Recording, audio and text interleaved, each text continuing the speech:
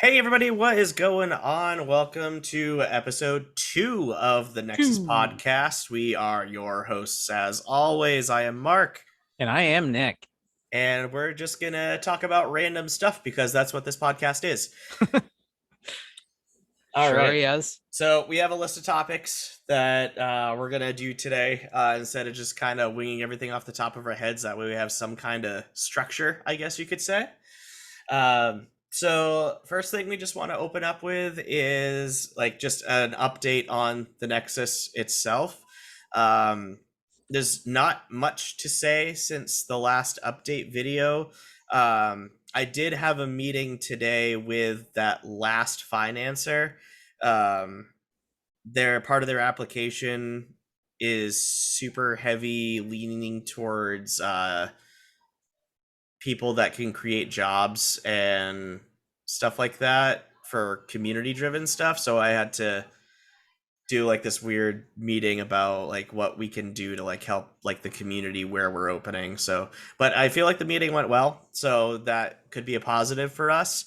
Um, and even if we don't get the financing through them, we have another possible investor that may be interested as well. Woo. So things are actually looking on the up on the financing side. It's just, again, more of a waiting game at this point. So we're still waiting.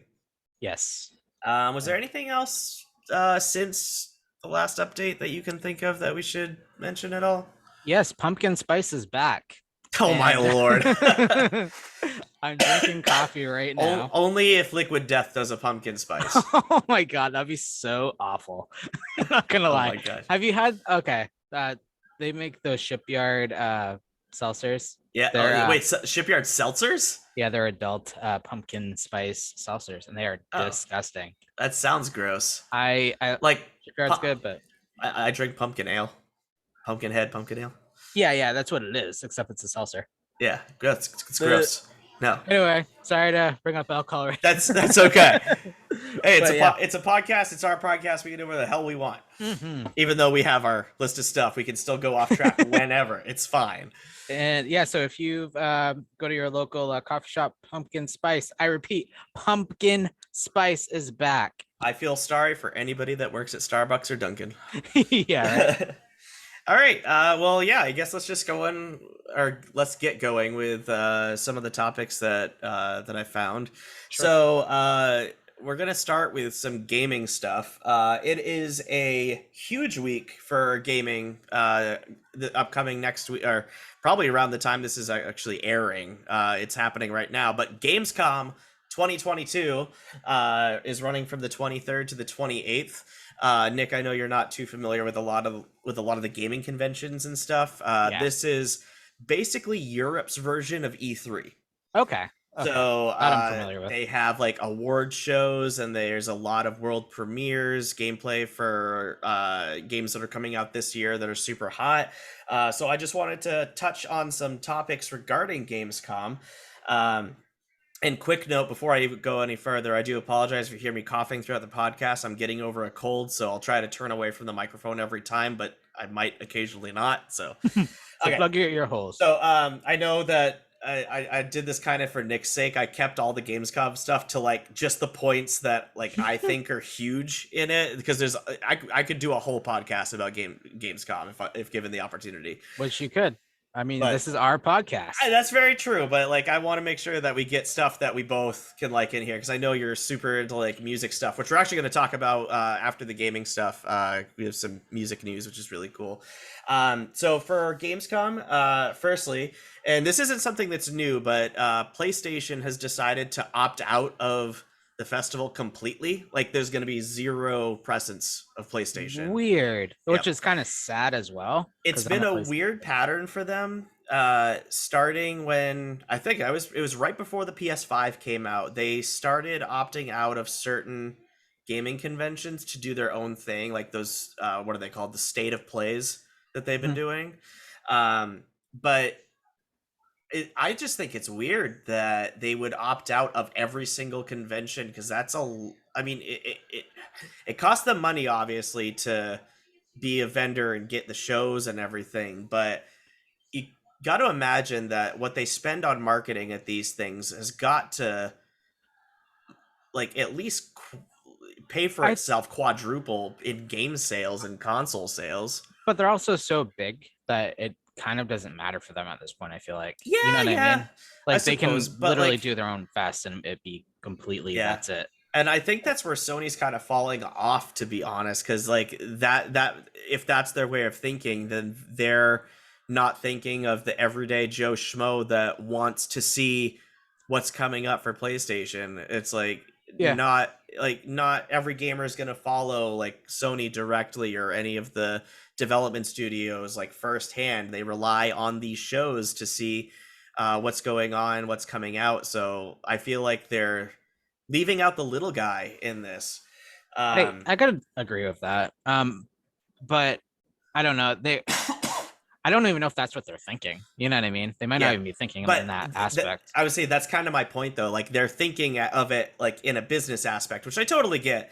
Um, that's what Sony's problem is. They're thinking of it too much in a business standpoint and not in the customer standpoint. Like, yes, they're in business to make money, but they need to remember that it's the players of these games that are responsible for their revenue. And if they're what's the word I'm looking for, if they're shadowing out some of their fan base by not doing these shows, it's a loss on their end, uh Yeah, yeah. possibly more than what it would have cost them to be in the show. And did you see? I don't know if you focused too much on PlayStation, but did you see how they switched to PlayStation Now and stuff? Yeah, They i've created, seen i've seen the changes that they did to PlayStation Now, and then now the new PlayStation Plus subscriptions. The it seems like they're almost trying to copy Xbox in that sense, where they have like the service uh for like, I guess like renting games, I guess, but like their version of it is god awful compared to Xbox Game Pass. PlayStation Now. I wasn't like. I mean, I played Spider-Man like Yeah. the when on PS4. That was it's a cool game for it. But yeah, they didn't have a ton of great options at first. So hopefully they kind of continue in like getting better games Yeah. for it because I don't know. People are just gonna not buy it. See, Sony's got a good thing going with exclusives though, because they have a lot of those really popular exclusive titles. So they have Spider-Man, they have Horizon, they have God of War, they have Gran Turismo, they have Uncharted. So there's all these like library of good first-party titles that they could include, but they're not. And I think that they're afraid of losing money on an individual game when they don't know like how well the streaming service or the PlayStation Now service is going to do, because if they don't get enough subscriptions, they will lose money on these games. But in turn, if they put all these first party titles in their service, that'll prompt more people to buy into it and get more money that way. Because Right. that's what Xbox does. They put I say almost all their first party titles um, on Game Pass day one, and just the sheer amount of subscriptions that they get for Game Pass well covers what they have lost in actual sales of those games. Right. Right. Yeah. I don't know. I guess we'll see the future of Yeah, like PlayStation as because it goes on. it's super weird how all these big gaming companies have super different approaches to streaming or selling their games or something. Like PlayStation's like very pro buy the game, get, and like you're not going to be able to play it anyway else. Where Xbox is like, yeah, there's a service, play any game you want on the service, you just pay the subscription fee. And then Nintendo's just like, whatever, we're Nintendo, we're rich anyway. Yeah. They're. I mean, theirs were like really cheap to begin with. Like Exactly. and they can do that, which is. I mean, I'm sure Sony and Xbox Yep. could too, but Yeah, I was gonna say, I think I may be wrong here, but I think I remember reading somewhere that Nintendo could sell $0 of games for the next 5 years and still be one of the richest companies on the planet, because oh my of god. all of the built up past revenue they've had since the 80s, because they Wow. were originally a toy company before they Yeah. got into video games. So like they had all this extra revenue before, and then like when their gaming exploded, that just added on to how rich this company was. So I mean, I don't know. Nintendo is just going to do their own thing forever because they can, like you said. Yeah, I mean, and they're like, obviously them being a family system helps benefits them in that aspect Yeah, too, because of they'll course. definitely get sales. Yep. But anyway, Yeah. I don't know if you want to continue, like start talking about some of the great titles that have been. Yeah, so I picked just a handful. So we know of a lot of titles that are going to be there, but the two that I was most excited for was seeing Hogwarts Legacy, because we just got like a new gameplay trailer not too long ago, and they're supposed to be showing something new at Gamescom. So I'm wondering, since we've seen a lot of the mechanical bits, like how the combat works and stuff like that. I wonder if they're going to show like kind of the progression system, or like what it's like to be living at Hogwarts in the game system, like what your everyday, like you log into the game, this is what you're going to do on a day-to-day Right. basis, kind of see what that is. And then the other game that I'm really excited for is the Callisto Protocol. Have you heard of that one?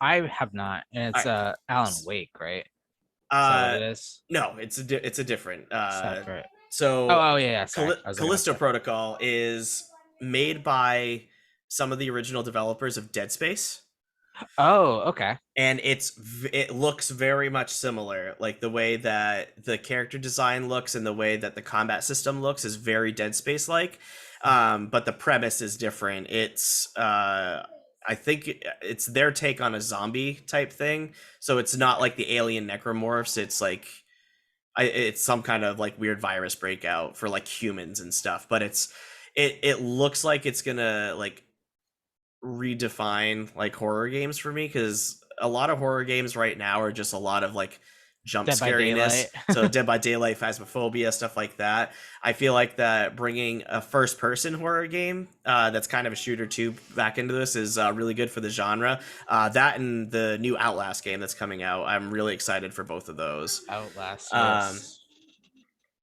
and yeah, so those are the two that are definitely going to be at the show that I'm most excited to see. And then for my predictions of games I think we'll see, because they've been kind of quiet for a little while, I think we're going to see Alan Wake 2. Like you were just talking about Alan Wake. Yeah, I got the notes mixed up. No, you're okay. But I think we're gonna see Alan Wake 2, just because we know it's been in development for a couple years and we haven't gotten a trailer, so I think we'll get a teaser and maybe a release window. Um, and then I think we're gonna see more Ark Survival Evolved 2, because we haven't seen anything for that since the Vin Diesel trailer dropped, and I think that was E3 2019 or maybe Game Awards 2020. I can't remember. It was like 2 or 3 years ago.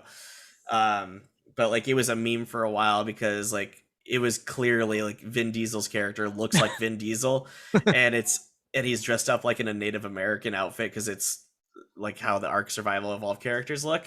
Oh God. So That's just a it lot was of things so wrong with funny it. looking, but the game looks promising. I want this. I want there to be a presence. I want to see what the game's gonna be, because it's obviously focusing on a way different story than the first Ark, which was like this weird survival game, but it's better played as multiplayer. So I wonder if they're going with the same thing or if they're doing like a full-fledged campaign. Yeah, I mean, that'll be interesting to gather. Yeah. Sorry. No, you're okay. You're okay. I know that the gaming thing is like more my thing. No, yeah. So So, this one you might know a little bit more about, ooh, because it's Pokemon stuff. all right. So right now the Pokemon World Championships are going. So TCG, VGC, Pokken, and for the first time ever this Okay. year they're doing Pokemon Go. All right.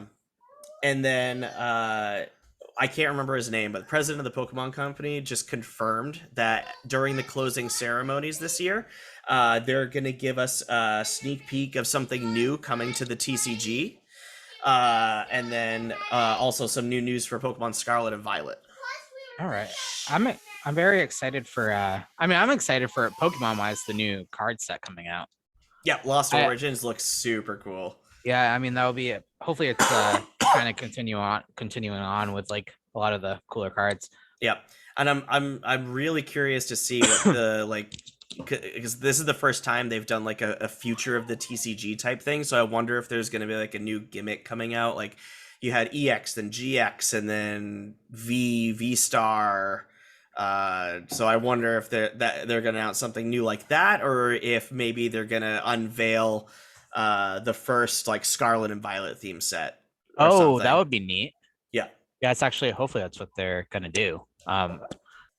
Okay, so just so everybody knows, we are cutting in from a break in the audio because we are recording through Zoom right now, which has a 40-minute limit, and we had messed with settings for like 25 minutes before we started recording.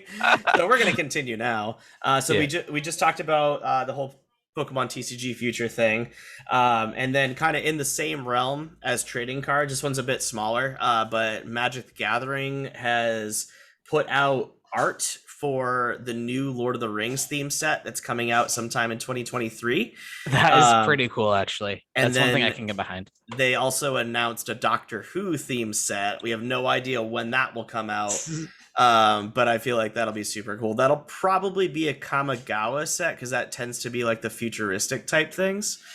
But yeah, the Lord of the Rings one, I saw some of the art on a couple TikTok creators that have been covering it, and it looks dope, man. Like the Balrog, and Gandalf has his own card. I don't know if they're actually naming them after the characters or if it's just the art that's inspiring, because they haven't revealed any actual cards yet, but just the art, man, it looks so good, and I can't wait for that set to come out. That's definitely gonna be one I'm gonna try to collect. That's gonna be my into Magic. Nice. I don't play. I played Magic for a while, like 10 years ago. My cousin Will got me into it. And I played up until about until I started working at Bull Moose, I think is right where I ended my first playing. And then last year they started coming out with D&D theme sets, starting with Adventure in the Forgotten Realms. And I'm a huge D&D nut, so I collected as much as I could as that first set, just because there's a lot of actual D&D characters in there, like Vecna and all the dragons. Tiamat was one of the featured mythic rares, which was really cool. So that was really good, and they just recently came out with a Baldur's Gate set for D&D as well. I haven't bought any of that yet, but these theme sets are really, really cool, and I think it's a really good idea of Magic to kind of keep up the hype with these different themes that they have going with. Yeah, I think it's a smart move on their part, honestly, because I don't think people would really get bored with Magic. You know what I mean? Because so it's like its own. Yeah. It's like a super beast right now. So Yeah. it's like it's an interesting idea because like Lord of the Rings, like that makes me want to buy it. Yeah. And I don't buy Magic cards. And you got to look at other companies that do this kind of thing. And I'm going to use the big one. Fortnite does this all the time with like the different characters and stuff that they bring into the game for skins. Like they just introduced Dragon Ball Z characters in Fortnite. Oh, dang. Yeah. So that brought like a whole group of people over. And then they've done everything from Marvel to Star Wars to Halo to God of War. And there's a ton more. Like I can't even like begin to think of all the different franchises that they've brought into the fold there. But it's definitely smart of companies to do that, to like kind of rebuild their audiences like after dry spells and stuff. For sure. So that'd be especially with Fortnite. I feel like Fortnite could be one of those dry things. You know what I mean? Yeah. Because it's just like, I wouldn't say it's the same all the time, but it's kind of the same all the time. So you kind of have to do something to like, you know. Yep. And it's weird how some games and stuff like that, like they do it and they get away with it and it works really well, but other games try to do it and they fail miserably. Yeah. Like the whole Godzilla versus Kong integration that Call of Duty did with Warzone. It was so goofy. It's supposed to be a World War II game, but like you load onto an island and there's two monsters just duking it out. It's so weird. But I think it works for a game like Fortnite specifically because it's supposed to be like fantasy, very cartoony and stuff like that, where you bring it into a more serious setting like Call of Duty and it doesn't work. And then Magic the Gathering fits into the same thing as Fortnite. It's fantasy. It's supposed to you can do whatever you want. It's like the limit of what your imagination is, because you can bring whatever you want into it. Right. Yeah, I can see where that's pretty pretty weird. And then lastly, in the gaming side of things, another thing that you'll probably be excited for, some Overwatch stuff. Oh, I am excited for it. So they just confirmed that Overwatch 2 is going to have cross progression, so you can play it on any platform, and it will link with your Blizzard account, and like your leveling and stuff will go with you with wherever you're playing. Oh, sweet. Because that was my biggest issue. I actually didn't see that, so that's really cool. Yep. I know they sent an email, Blizzard, being like, oh, because I played the beta for Yep. 2, so they were like, they give you like a rundown of how you did or what characters you played the most. Mine was Lucio, Nice. which I mean, he's literally the same character. They didn't change anything with him so far, so. Yeah. But Which is kind of concerning for me that they're not changing some of these characters, but it could mean that also that character is already balanced very well in Overwatch 1, so there's no need to change it. So we'll kind of see when the game launches like what everything is like in the balance system. Did you see like sorry. it's all good. Did you see some of the characters they did change? I did not. I have not looked up anything to do with Overwatch 2 because there's a lot of other games coming out that are on my radar before that. I will play Overwatch 2 specifically with you. Yes. And with that though, the character, so Doomfist, they turned into a tank. He's pretty insane. Orisa, she doesn't have a shield anymore. Oh, really? She has a I can't even think what it's called. What's the word I'm looking for? Orisa. I don't know. A stick. A stick. Like a staff? Yes, some kind of staff. Anyway, and she like spins it and it like deflects stuff. And she's pretty fast. Like it's like pretty insane. And then I'm trying to remember who else they changed. They changed like they added with Reinhardt. I think they added you know how he throws the flame? Yes. Hold on just a second. I gotta. Yeah, Kara put frickin' Ben near the dog's water dish. Okay. Okay. All right, I'm back. Sorry. Keep going. Okay, so Reinhardt's fire thing. Go ahead.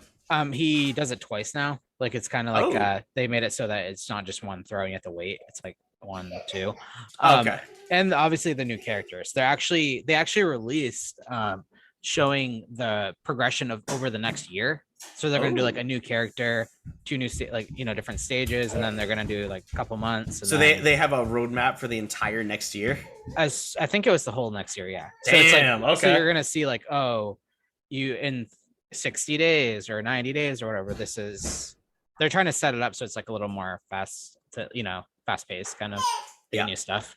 Cool. So I'm excited. Yeah, that's awesome. Yeah, I like I said, I'm excited for the game. It's not on like my top tier radar, but I'll definitely play it. I'm excited to kind of get back into it.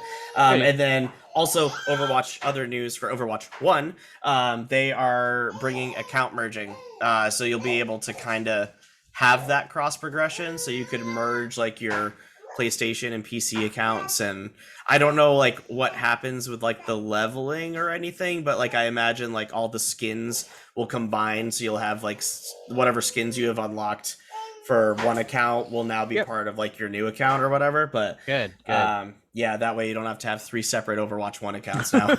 Yeah, right. Excuse me. So that's all the gaming stuff. So you had some music news. Was it a new festival that got announced, or like no? So this is one of my favorite bands of all time. So Murder Dolls is Wednesday 13. He's the vocalist. It used to be Joey Jordison from Slipknot, or whatever. He's not anymore, but he died. So I think it's actually going to be a kind of in remembrance of Joey Jordison. And it's the 25th anniversary of their first album that came out. So they're actually going to be playing in massive. I think they're going to be playing. They didn't really announce it, but a lot of the original members are actually going to be at the Blackcraft Cult store in Salem, Massachusetts. Oh, nice. On the 28th. So when is this again? August 28th. Oh, like in 8 days? Like I got to figure out how I'm getting there. Yeah. That's just take your car and go, and just tell Madison that sorry, I have an emergency. I'll be gone for a couple days.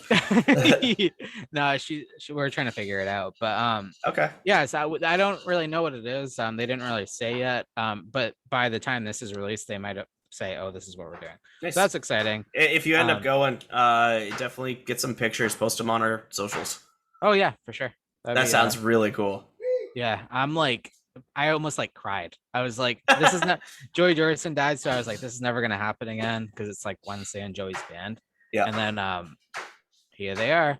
We'll see. Nice. Yeah. Oh my gosh. But what have you been listening to anything new or not really. I've been on not really like a kick of newer music, but I've been actively searching for bands and songs that have come out within the last like 2 years to try to broaden my music horizons a little bit. Yeah. One that I really liked. Have you heard of Jelly Roll? Jelly Roll? No. Yeah, I don't they're think he's normally a hip hop artist, but he put out I doubt this is what it actually is, but like I found it at work at Bull Moose. It was listed as country for some reason, but the song on it, "Dead Man Walking," it's been all over the radio on TOS. If you've had TOS on, no, I don't listen to the radio. That's like one of my new favorite songs from this year. So I downloaded that album and their other 2 older albums. I haven't listened to the older ones yet, but the new one actually smacks pretty hard. I actually really like it. But other than that, I've just been listening to my normal stuff. I actually looked at the Bangor Waterfront and Portland Pavilion to see like what concerts and stuff are coming up. There wasn't actually a whole lot I was interested in for concerts at the moment. The only thing I found was Joe Gatto from Impractical Jokers is coming to yes, Portland on it's like September 18th or 19th or something like that. I want to go see him. Yeah. But yeah, I want to start keeping an eye on like different concerts, and I want to see if we can go to like 1 or 2 maybe next year, something like that. Because Brianna and I haven't been to a concert in quite a while. Yeah, it's I mean I just went to the Rob Zombie one. I don't know if I talked about that in the last one. I don't think you did.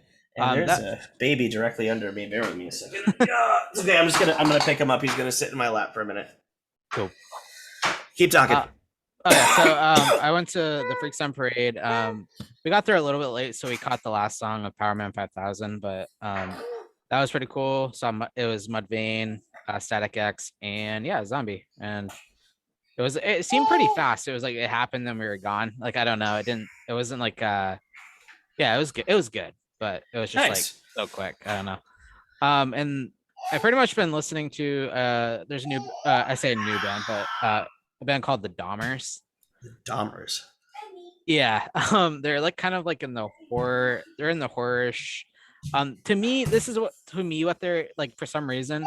I get like if you mix like the Misfits, Smashing Pumpkins, and like the Monkees together. It's very okay. They're my favorite song right now is Brain Spiders, but it's really good. Y'all should check it out.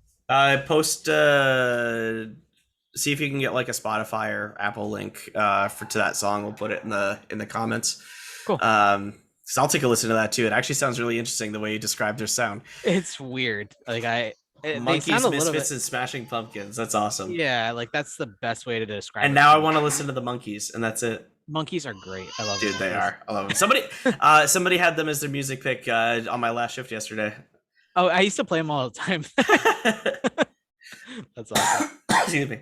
But yeah, as far as music goes, it's that's about it. I mean, there's a band called Galaxy Has Eyes. They just released a new song. I listen to them just because of the Our Brain Start podcast. But yeah, I just had a weirdly specific epiphany about music. So you know the guys that I used to stream with, the Original Human Geek Crew. Yep. So Steve's in a band called the Haciendas, and yeah, they're a European band. They're like hard rock. I totally forgot that they release songs like every 2 months. I got to go back and see if they've released anything new since the last song. But I'll shoot you a link to a couple of their songs. I think you might like them. Yeah, that'd be awesome, man. Shout out to Steve and the Haciendas. I'll throw their Apple Music link in the description. I miss you, Steve. I love you. All right. So yeah, that's music stuff. So I guess let's move on to movies and TV. We actually had some pretty cool news out of this, and one piece of sad news, which we'll get out of the way first. Uh, so Cineworld, who is the parent company of Regal Cinemas, which we have right in Augusta, apparently they're filing for bankruptcy. Which kind of makes sense, and because of the pandemic and stuff. I find this number hard to believe, but according to the source I read this from, they're in debt by $4.8 billion. What? They're $4.8 For that $10 billion in debt. You pay like $80 when you go to the movies. I have a little bit of a hard time believing. I think they made a big gamble, and I might know what it is. You know how the one in Augusta just had like a whole new retrofit over the last like year and a half, where they redid the entire inside? I'll be honest with you, I don't really go there. I go to the Waterville one. Yeah, I do too, to be honest. I think I've gone to one movie in Regal in the last year, and that's the only reason I know they did renovations. I think that Regal did it to like 90% of their theaters to like be ready for when COVID ended. And because everything is releasing on streaming services now, that kind of killed their plans for like a big comeback, and like they're paying a heavy price for it. Yeah. Because like you still get a lot of movies that go to theaters first, but streaming services get them so soon after the theatrical release. It's cheaper for us as consumers usually to wait out for the streaming release, because we're either paying for the service that it's going to be on already, or you can get your free trial for the service, or they just have a rental fee when the movie comes out that's basically the same as a movie ticket, and you don't go spend $30 on popcorn and candy. I mean, that's kind of like I like understand that completely, because I mean, like when you find out like, oh, Dexter's coming on this state, you buy the station for that month or two, and then you can cancel it. You know what I mean? So it's like you paid the $10 or whatever, 20, same price. But I like the theater experience though, and it really makes me sad, because I like going and seeing like on 100-foot screen like these movies. Like I don't go to a lot anymore. I think the last two movies I went to see were both Marvel releases. I saw Spider-Man No Way Home and Doctor Strange Multiverse of Madness. Those were the last two movies I saw in theaters. Totally worth the theater experience, specifically for those movies, because they're meant to be experienced, I think, on a big screen just because of how action-packed they are. But I don't remember the last time I went. I think it was to see a Star Wars one, or it might have been it. Wow. So if it was it one of the new trilogy, or was it like Solo or Rogue One? Do you remember? It was the last the 9. I think it was 9. Episode 9. So the Rise of Skywalker. Yeah. Okay. So that wasn't too terribly long. But that's still pretty long. Yeah, I mean, other than Marvel movies, I think the last time I went to a non-Marvel movie, I think, was when the last Hobbit film came out, I think. Oh, wow. But I think that the theater is best reserved for those big action movies. Yeah. Jungle Cruise. What was that? We saw Jungle Cruise. Oh, yeah, we saw Jungle Cruise, too. Okay, so yeah, like new big Disney movies, too, are probably good for that. So, like, but I think a lot of these not very well marketed smaller movies, like anything with less than a $20 million budget, I don't think that people are going to see those as much, which is again causing a dip in ticket sales.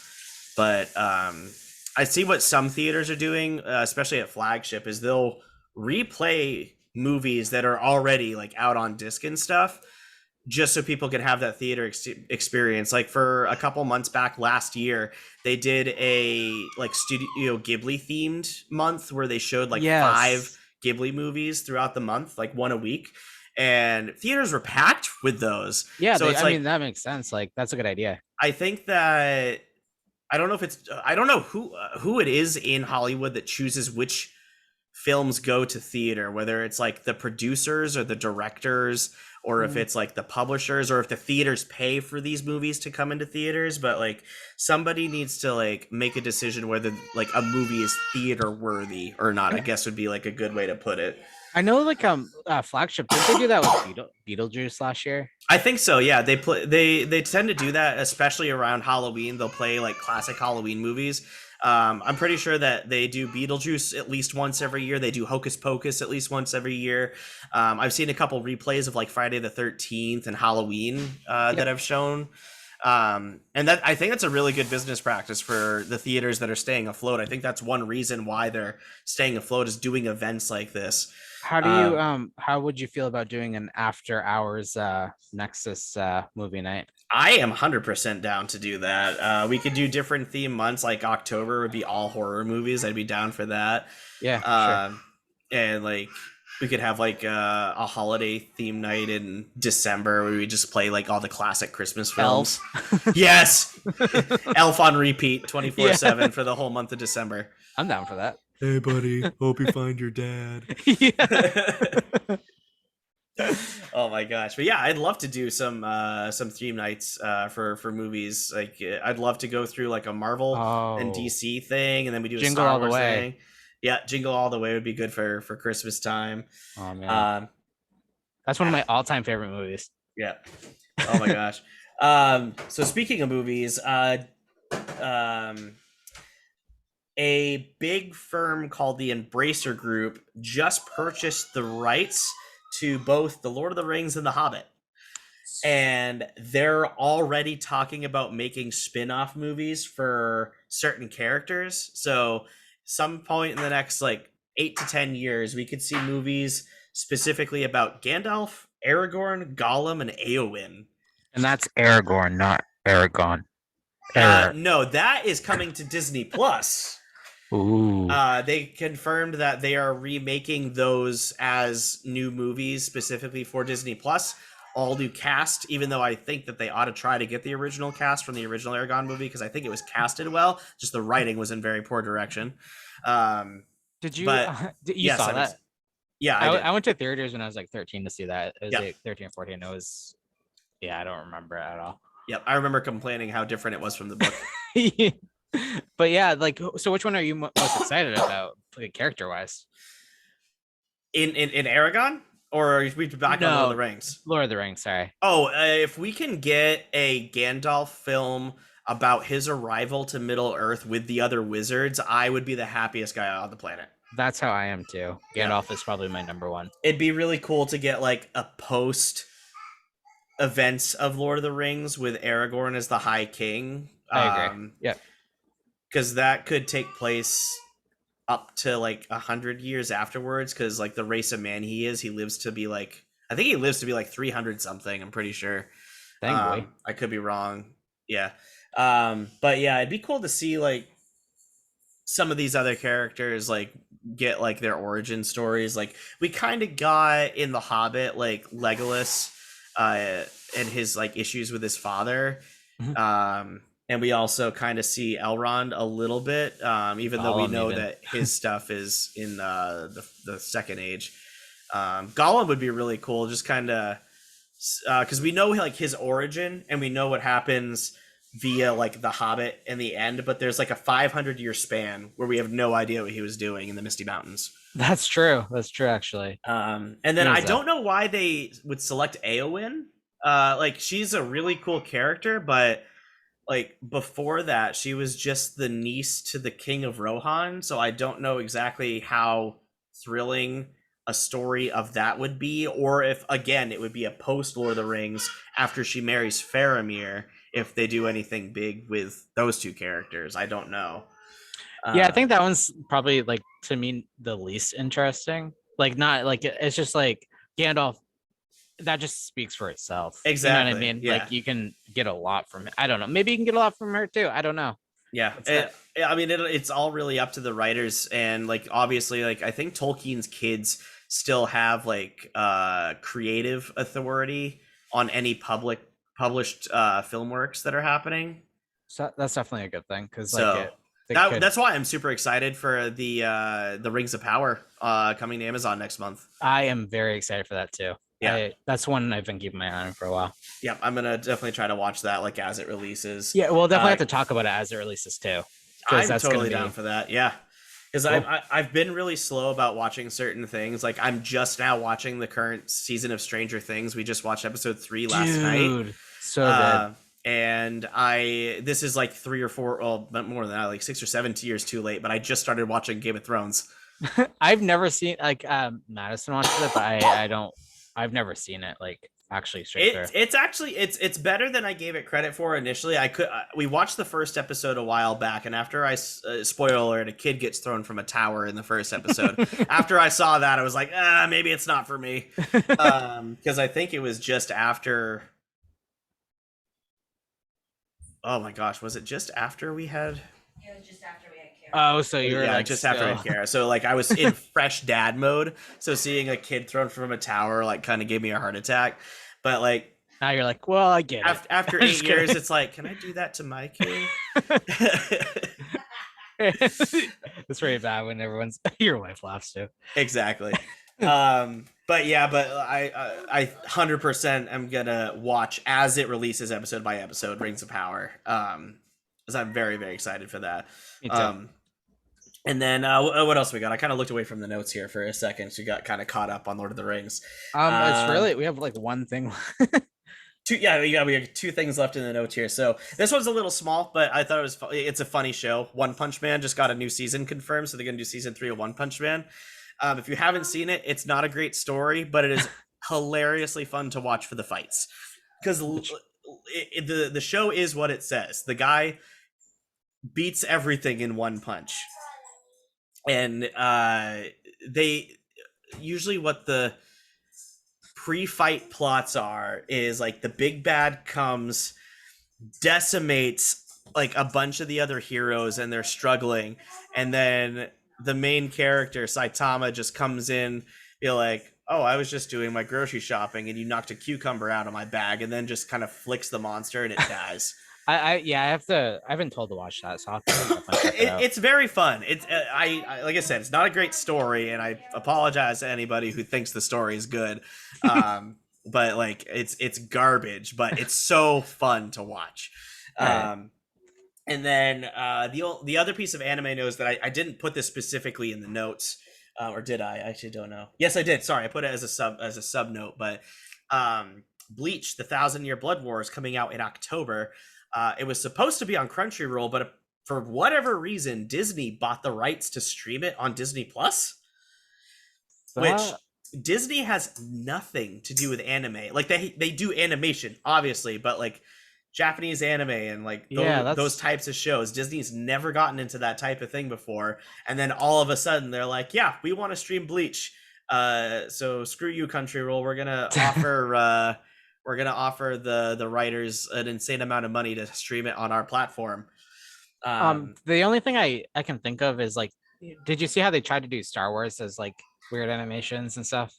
The Star Wars Visions, I loved that. Yeah, I actually haven't watched it, but I like noticed they were trying something a little different. I was like, I'm kind of curious about it. That was actually a really cool passion project by the creators who wrote the things. Oh, we got a 10-minute warning here. Okay, so we'll try to keep this done in the next 10 minutes. Anyway, so they got a bunch of different writers together that have worked on different Star Wars things in the past, and they allowed those writers to have complete creative direction over these little mini episodes. Okay. And it's these little sub stories that have nothing to do with the larger Star Wars universe canon. So you're not going to see like Obi-Wan or Anakin or Vader or the Padme, the Republic, or anything like that. It's all these side characters and side stories on side planets. And it just it makes the Star Wars universe bigger by introducing these smaller stories, and they're all done fantastically. I highly recommend you watch them. I definitely will. That's like, I kind of want to get into watching all of the animations and stuff. To be fair warning, some of the animation styles are a little strange, but they work for what the basis of their plots are, if you kind of get what I'm trying to say there. Yeah. Yep. So highly recommend watching that. And then the whole like Bleach Disney thing was like super weird. I just wanted to mention that. I agree. I'm still gonna watch it because I love Bleach. It's one of my favorite animes, and my first tattoo is Bleach themed. So I'm probably gonna try to rewatch the whole series before I watch 1,000-Year Blood War, but we'll see, because there's a lot of other stuff coming out that we gotta watch. I gotta finish Stranger Things. I gotta keep watching Game of Thrones. I'm gonna have to watch Lord of the Rings when it comes out. So it's like, there's so much stuff. And then Lord of the Rings is already out. And then lastly, the last note I had, the new Addams Family series coming to Netflix Wednesday just got a new trailer a couple days ago. Did you watch it when I sent you the link? I did. So the main character is the girl that played in the new Scream. Yes. And she played in Fear Street. Yes. Like the art. Okay, so like, what are your initial thoughts on her as Wednesday? So I'm not as attached to Addams Family as I am the Munsters. So like with Addams Family, I think you can kind of play around with it a little bit, and I actually was intrigued because of Tim Burton doing the whole thing. So I kind of approved of the whole thing. Like when I watched it, I was like, the piranhas and stuff, I was like, this is awesome. Like I think I'm gonna like it better than the animated ones that they came out with a couple of years ago. I appreciate that they tried to make it more, I guess, kid friendly. In a sense, like the animated ones. Yes. Yeah. But I think that having it be live action and kind of have that dark goofiness that the original Addams Family movies had is kind of where that particular franchise needs to stick, because that's where it works. And this is also darker than the original, like the one that we know. Yeah. So like at least that's the vibe I get from it so far. I'm excited for this. Like I'm okay with this. Like I don't know if like let's go back to the Munsters. I'm kind of like, that's untouchable to me. Like it probably shouldn't. What do you think of the new the trailer they put out for the Rob Zombie directed one that's coming out? That's the one I'm referring to. So okay. Yeah, I don't think I'm gonna give him a chance. It's a prequel, which is a mistake. Which he likes to do. So it's I think he should stick to making his own movies, but I think where Lords of Salem kind of flopped a little bit, I think he's kind of trying to when's the new Munsters supposed to come out? Do you know? It's funny because they at the concert, I think it I lost the date. He actually played, like, it went dark. Yeah. And then all of a sudden it's like you hear the Munsters like start. Did they like play the trailer? They played the trailer at the concert. That's great. Like, wow, sell out. Now, it's next month, September 27th. Isn't it going? I think it's going straight to Blu-ray and stuff, isn't it? Let's see. Yep, September 27th for Blu-ray, digital, and DVD release. The company who's the company it's on again? Is it Not Paramount. I guess they're Netflix. Like, it's going to be Netflix. Well, Netflix is going to be doing it, but the company that actually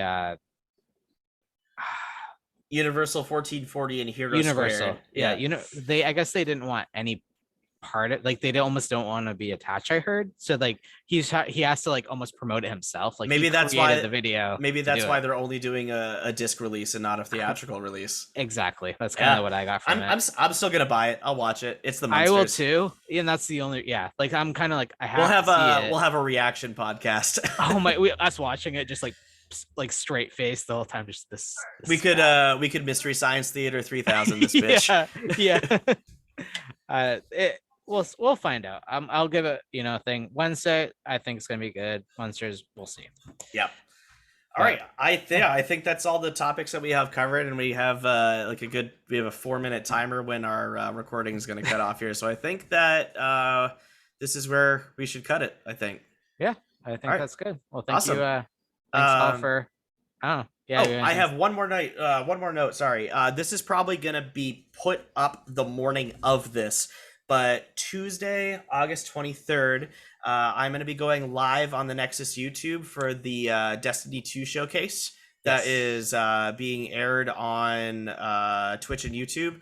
I will be live at noon for the pre-show, all the way until the end of the showcase at 2 o'clock. We're just going to be chilling, talk about Destiny stuff. So if you're a Destiny fan, go ahead and keep an eye on our socials for the link to the live stream, and make sure to save the date. And I'll actually probably make a flyer for it. Hey, nice. That's a good idea. So, all right, cool. All right, cool, well, thank you for watching episode 2 of the podcast. I have no idea what we're going to title this one yet, but... watch them with your ears. We appreciate it. Yes, all right. All right, thank you guys so much. Don't forget to like and subscribe to the channel and check out our social medias on Facebook, Twitter, Instagram, and check out our TikTok. Yes, thank you guys for watching. All right, talk to you guys soon. Bye-bye.